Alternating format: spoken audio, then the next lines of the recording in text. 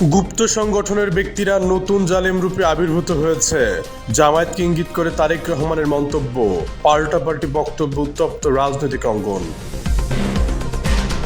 মার্কিন রাষ্ট্রদূতকে নির্বাচনের প্রস্তুতি সম্পর্কে অবগত করলেন স্বরাষ্ট্র উপদেষ্টা। দুই দেশের কূটনৈতিক সম্পর্ক জোরদার নিয়ে আলোচনা। নতুন সরকারের সঙ্গে কাজ করতে মুখে আছে ট্রাম্প প্রশাসন। নির্বাচনকে কেন্দ্র করে দেশের বিভিন্ন স্থানে সংঘর্ষ, ধাওয়া পাল্টা ধাওয়া। কুষ্টিয়া, নওগাঁ, মাদারীপুরে আহত অন্তত 30। মুখোমুখি জামায়াত বিএনপি। 12 ফেব্রুয়ারি জাতির উদ্দেশ্যে ভাষণ দেবেন নাহিদ ইসলাম।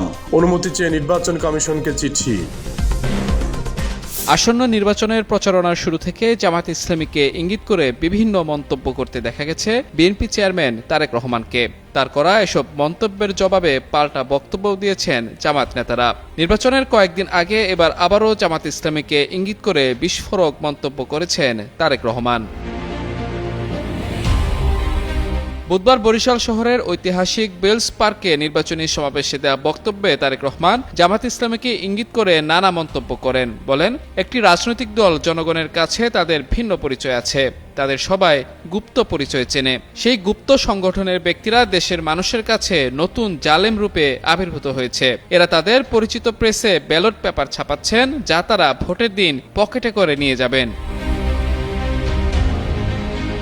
তারেক রহমান বলেন, 5 আগস্ট পূর্ববর্তী স্বৈরাচার জনগণের ভোটের অধিকার, কথা বলার অধিকার কেড়ে নিয়েছিল। তারা পালিয়ে যাওয়ার পরও এই রীতি বন্ধ হয়নি। একটি রাজনৈতিক দল সেই রীতি চালু রেখেছে। বাংলাদেশে আবহমান কাল ধরে নারী পুরুষ মাঠে কাজ করে বলে উল্লেখ করে তারেক রহমান বলেন, শুধু মাঠে নয়, বিভিন্ন কলকারখানায়ও পুরুষের পাশাপাশি নারীরা কাঁধে কাঁধ মিলিয়ে কাজ করছে। কিন্তু নতুন জালেমরা সেই নারীদের নিয়ে কলঙ্কিত শব্দ ব্যবহার করছে। এ সময় যাদের মা বোনদের নিয়ে বিন্দুমাত্র শ্রদ্ধা নেই, তাদের কাছ থেকে বাংলাদেশ অগ্রগতি আশা করতে পারে না বলেও মন্তব্য করেন তারেক রহমান। সমাবেশে বরিশাল বিভাগে বেড়িবাঁধ নির্মাণ, রাস্তাঘাটের উন্নয়ন, নারীদের ফ্যামিলি কার্ড, কৃষক কার্ড, তরুণদের কর্মসংস্থান সৃষ্টি, কৃষকদের ফসল সংরক্ষণে হিমাগার করা এবং গ্রামের নারী শিশুদের স্বাস্থ্য সুরক্ষায় নার্স নিয়োগের প্রতিশ্রুতি দেন BNP chairman. Mahmudur Rahman, Jugantor news. দরজায় কড়া নাড়ছে ত্রয়োদশ জাতীয় সংসদ নির্বাচন। এ উপলক্ষে প্রার্থীদের প্রচারণার মধ্যেই চলছে নানা পরিসংখ্যান, চুলচেরা বিশ্লেষণ। বিভিন্ন সংস্থা জরিপ করছে প্রধানমন্ত্রী হওয়ার দৌড়ে এগিয়ে আছেন কোন প্রার্থী। কেউ আবার নির্বাচনে পতিত আওয়ামী লীগের ভোট কোন পক্ষে যাবে সে হিসেব করছে। এত সব বিশ্লেষণ পরিসংখ্যানের মধ্যে এবার নির্বাচন নিয়ে বার্তা দিয়েছে মার্কিন যুক্তরাষ্ট্র। বুধবার স্বরাষ্ট্র উপদেষ্টা জাহাঙ্গীর আলম চৌধুরীর সঙ্গে এক বৈঠকে নির্বাচনী নিরাপত্তার নানা দিক নিয়ে আলোচনা করেন বাংলাদেশের নবনিযুক্ত মার্কিন রাষ্ট্রদূত ব্রেন্ট ক্রিস্টেনসেন। বৈঠকে তিনি আসন্ন নির্বাচন ও গণভোটের নিরাপত্তা নিশ্চিতে অন্তর্বর্তী সরকারের নেওয়া বিভিন্ন পদক্ষেপ সম্পর্কে বিস্তারিত জানেন। এক বার্তায় এই বৈঠকের তথ্য নিশ্চিত করেছে ঢাকার মার্কিন দূতাবাস। বার্তায় জানানো হয়, বৈঠকে স্বরাষ্ট্র উপদেষ্টা জাহাঙ্গীর আলম চৌধুরীর কাছ থেকে নির্বাচনী নিরাপত্তা নিশ্চিত করতে অন্তর্বর্তী সরকারের বিভিন্ন উদ্যোগের বিষয়ে শোনেন রাষ্ট্রদূত ক্রিস্টেনসেন। সরাসরি আলোচনার মাধ্যমে এসব প্রস্তুতি সম্পর্কে জানার সুযোগ পাওয়ায় তিনি সরকারের এই উদ্যোগকে সাধুবাদ জানান। নির্বাচনী নিরাপত্তার পাশাপাশি বৈঠকে বাংলাদেশ ও যুক্তরাষ্ট্রের মধ্যে দ্বিপক্ষীয় নিরাপত্তা সহযোগিতা জোরদারের বিষয়েও আলোচনা হয়। বৈঠকে দুই দেশের সামনে থাকা নিরাপত্তা সংশ্লিষ্ট বিভিন্ন খাতের পারস্পরিক সহযোগিতার বিষয়টিও গুরুত্বের সঙ্গে স্থান পায়। এর আগে গত 28 জানুয়ারি মার্কিন রাষ্ট্রদূত জানিয়েছিলেন, বাংলাদেশের নির্বাচনে কোনো পক্ষ নেবে না যুক্তরাষ্ট্র সরকার। নির্বাচনের ফলাফল বাংলাদেশি জনগণের উপর নির্ভর করে, কেবল তারাই সিদ্ধান্ত নেবে। তিনি স্পষ্ট ভাষায় বলেন, বাংলাদেশি জনগণ যে সরকারকে তাদের প্রতিনিধিত্ব করার জন্য নির্বাচিত করবে, যুক্তরাষ্ট্র ভবিষ্যতে তার সঙ্গে কাজ করতে প্রস্তুত। এ সময় 12 ফেব্রুয়ারি উৎসবমুখর পরিবেশে জনগণ তাদের ভোটাধিকার প্রয়োগ করবে বলেও আশা প্রকাশ করেন মার্কিন রাষ্ট্রদূত। মাহমুদুর রহমান, যুগান্তর নিউজ। কুষ্টিয়ার খোকসা উপজেলায় ভোট চাওয়াকে কেন্দ্র করে বিএনপি জামায়াত সমর্থকদের মধ্যে সংঘর্ষের ঘটনা ঘটেছে।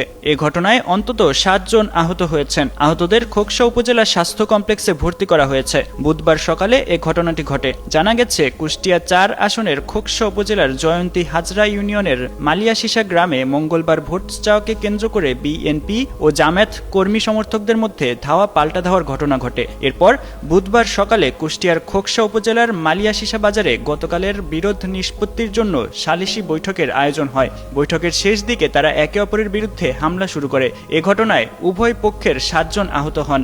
বিএনপির দাবি, জামায়াত শিবিরের অতর্কিত হামলায় তাদের 4 জন কর্মী সমর্থক আহত হয়েছেন।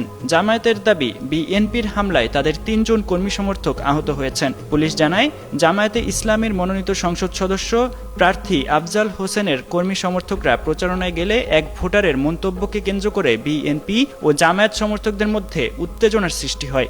সেই বিরোধ মেটাতে আজ বুধবার সকালে খোকসার মালিয়াশিসা বাজারে সালিশের আয়োজন করা হয়। সালিশের শেষ পর্যায়ে হঠাৎ উভয় পক্ষের কর্মী সমর্থকদের মধ্যে সংঘর্ষ বাধে।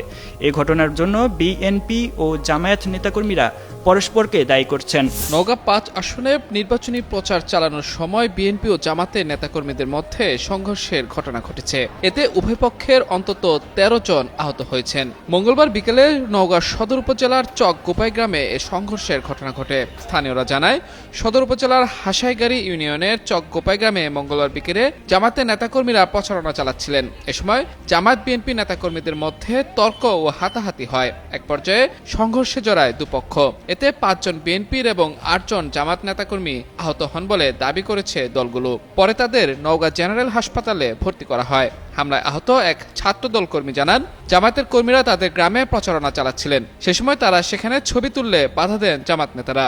এ নিয়ে বাগবিতণ্ডার এক পর্যায়ে জামাতের নেতাকর্মীরা হামলা চালায়। তবে অভিযোগ অস্বীকার করে জামাত নেতাকর্মীরা জানান, প্রচারণার পর বিনা উস্কানিতে বিএনপি নেতাকর্মীরা তাদের উপর হামলা চালান।